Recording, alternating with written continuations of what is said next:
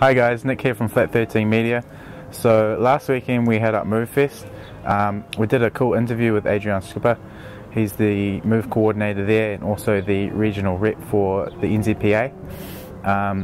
So we sat down and had a good interview. Here it is, hope you enjoy. Adriaan, how are you? Oh man. I hope you're well. We had an epic day today.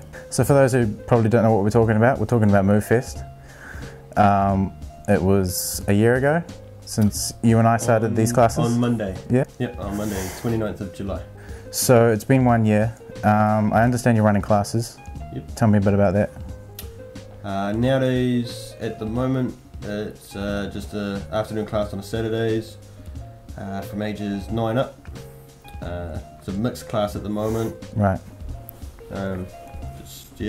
Go from teaching the basics and then we go from there. How would you describe the overall parkour scene in Wanganui? There's probably more support than there is actual practitioners. Right. A lot of people they like what we do and they know what we do, and a lot of people are starting to actually understand essentially what it is. We're not just, oh, it's that thing anymore. People are like, oh, it's parkour, you know. Yeah. Got, you know, they're starting to know the emphasis and whatnot. Yeah. And sort of the differences between, you know, parkour, free running, just running around, mucking around, you know. But yeah, I mean, it's pretty good. So this is probably a bit of a touchy subject. What are your thoughts on the differences between parkour and free running? Parkour is useful movement, free running is creative movement. So I don't like to say, you know, parkour, it's not as simple as we don't do flips. Because I mean, flips are good to know, and you know, all movement is good to know. If you ever get flipped upside down for some reason, you want to know what it's like. If you've never done it before, you don't know how to react. So to be truly efficient, which is the idea of parkour, you need to have tried a bit of everything. But yeah, and even saying that there's a difference between, like with free running, it's, you know, some people think of it as completely reckless, but I mean, people that truly do the discipline of free running, or whatever you want to call it,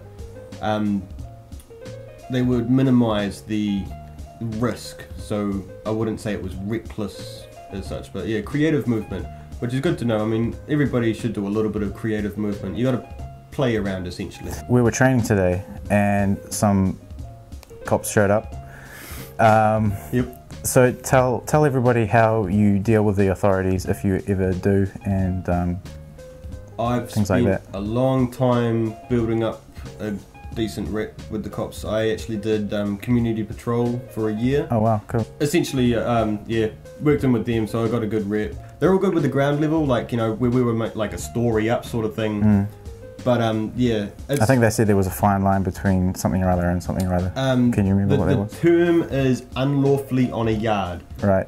Which is essentially trespassing. I think the general rule is, as long as you don't have to climb over anything, or you know, anything that's locked, you're pretty sweet. But most of the places we go to in Wonga's council or public.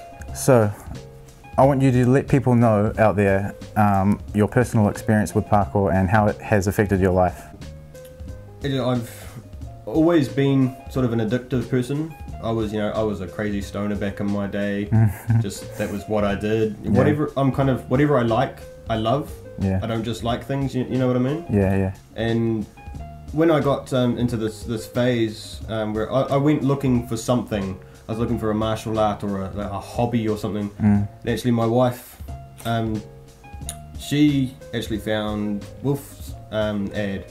Right. And she was like, oh, you've heard of this? And she knew I liked, parkour.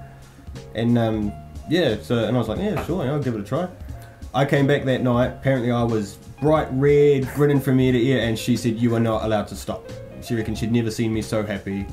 And yeah, been doing it ever since. Yeah, then there was, I think it was you and me. I think you turned up. I turned up second lesson. Yeah, I think I had one class before you or something like that. But yeah. And Wilf had to move on. We didn't want to stop. I can remember us like turning to each other like, well, I don't want to stop.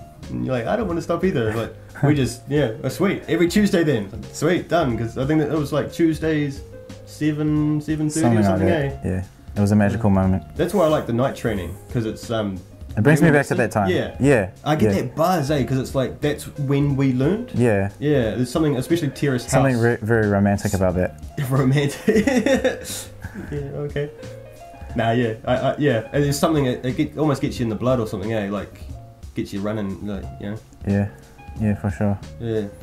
So you're running classes. Let everyone know how they can contact you, what's going on, things like that. I basically run everything through Facebook page, because that's sort of, I don't even see the point of having a website nowadays. People don't really use websites, but they're always on Facebook. Yeah. You can search Move Wanganui, one word, on Facebook and also YouTube now. Have a little thing going there, not too many videos, but there'll be one of MoveFest when I can get it all put together and stuff. Cool, looking forward to that. Well man, it was very good talking to you tonight. Jam-packed day tomorrow. So thank you very much. Peace out guys.